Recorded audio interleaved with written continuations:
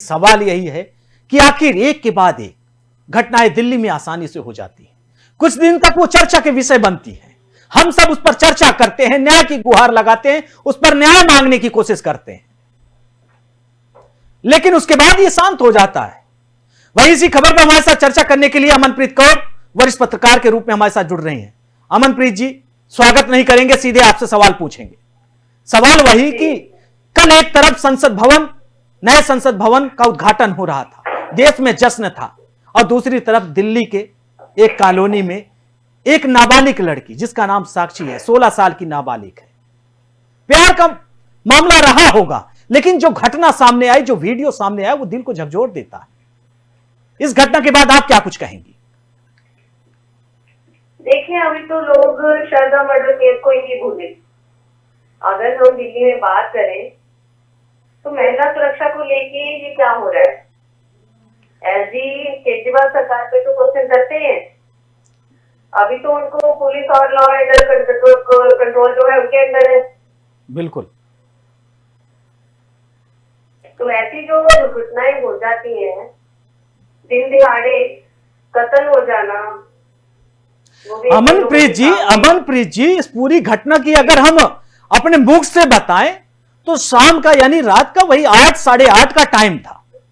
एक सुनसान गली नहीं थी, हम ये कह सकते हैं सुनसान गली होगा, वहां पर कोई नहीं आएगा। एक मोहल्ला था जहां 8 बजे लोग किराना स्टोर की दुकान में जाते हैं, दूध लेने जाते हैं, बिस्किट लेने जाते हैं, नमकीन लेने जाते हैं, अपने जो रात की उनकी दिनचर्या यूज होता है। उसके बाद एक हैवान आता है जिसका नाम साहिल है। वो अपनी पूरी जो प्रेमिका थी उसकी चाकू लेकर आता है, पूरी तरीके से माइंड मेकअप करके आता है। उस एक घर के दरवाजे के बिल्कुल जस्ट किनारे पर चाकुओं से लगातार 20 वार करता है। मन उसका नहीं भरता, और उसके बाद फिर वार करता है, फिर भी मन नहीं भरता, फिर पत्थर से वार करता है, फिर भी मन नहीं भरता। ऐसी घटना पे क्या बोल सकते हैं? लेकिन ये तो सीधा सीधा पुलिस की तरफ से ध्यान करता है कि दिल्ली में अगर रवि हम बात करें तो 8 बजे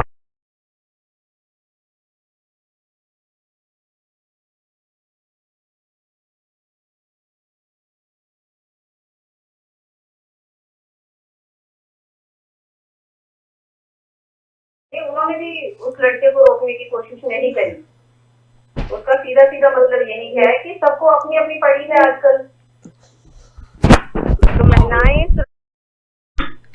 अगर दिल्ली जैसी राजधानी में भी महिलाएं सुरक्षित नहीं है, तो फिर बाकी जो देश के हिस्से हैं होगा। और महिलाओं की जो सुरक्षा को लेकर कितनी तत्पर है हमारी सरकार, वो कल जब हमारी महिला जो पहलवान है उनको जब रोड किया गया, उनको बसों के अंदर ऐसे जैसे एनिमल्स को लेके जाते हैं ऐसे लेके गए हैं उनको घसीट के। तो महिला सुरक्षा या महिलाओं का आदर या महिलाओं का सम्मान कहाँ जा रहा है?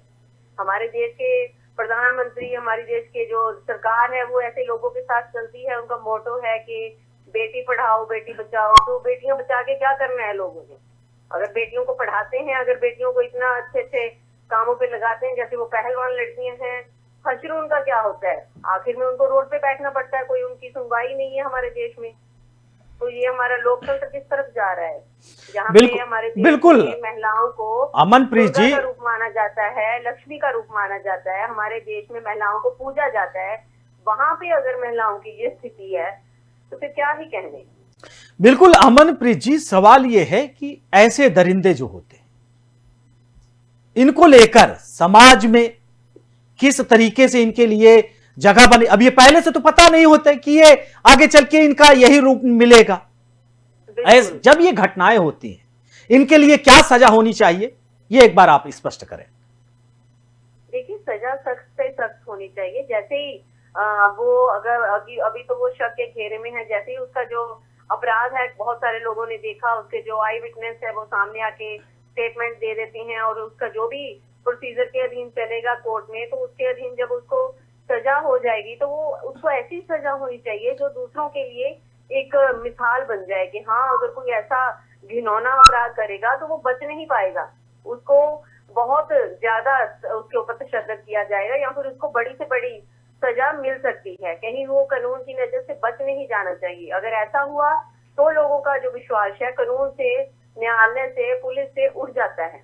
अगर उसको उसके अपराध के मुताबिक जो भी धाराएं बनती हैं, जो भी हमारे संविधान के अकॉर्डिंग, जो भी हमारी कोर्ट के जो जजेस हैं वो डिसाइड करते हैं, उस अधीन उसको जो भी सजा मिले वो मिलनी चाहिए। वो बचना नहीं चाहिए। जो भी अपराधी है, जो भी अपराध करता है, वो बचना नहीं चाहिए। देखिए, आप ये देखिए कि आफ्ताब का भी अभी कुछ पता नहीं चला।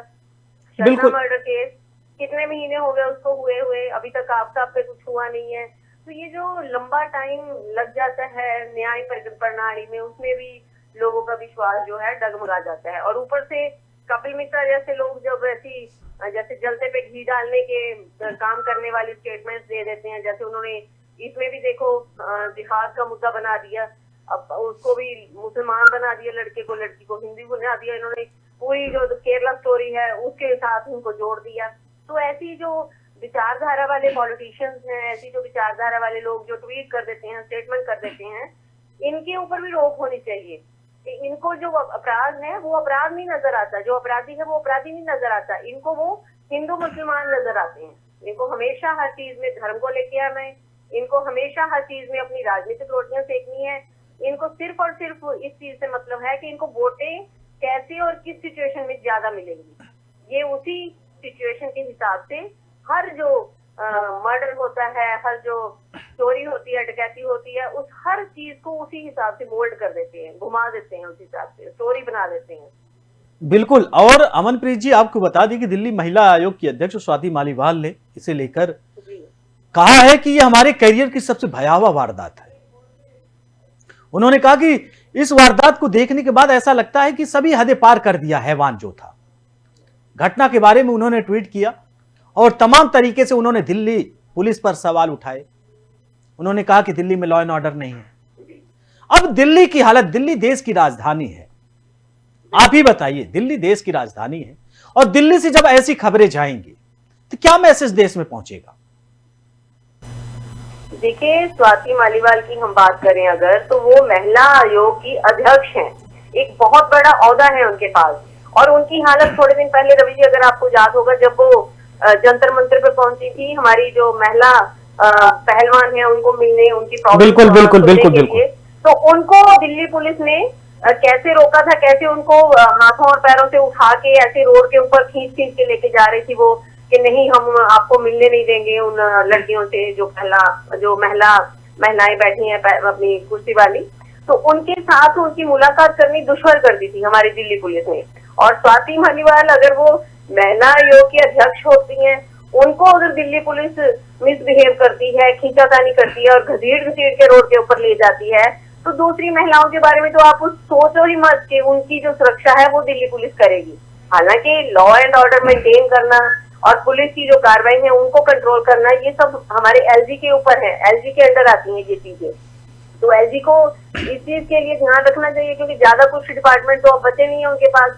ऐसे वो सुप्रीम कोर्ट में उन्होंने बोला, बिल्कुल बिल्कुल अमनप्रीत जी, आपको रोकेंगे यही, हमारे पास समय कम है। उनके पास है, उनका तो वो अपना हिसाब लगाए ना, ठीक से करें। बिल्कुल बिल्कुल।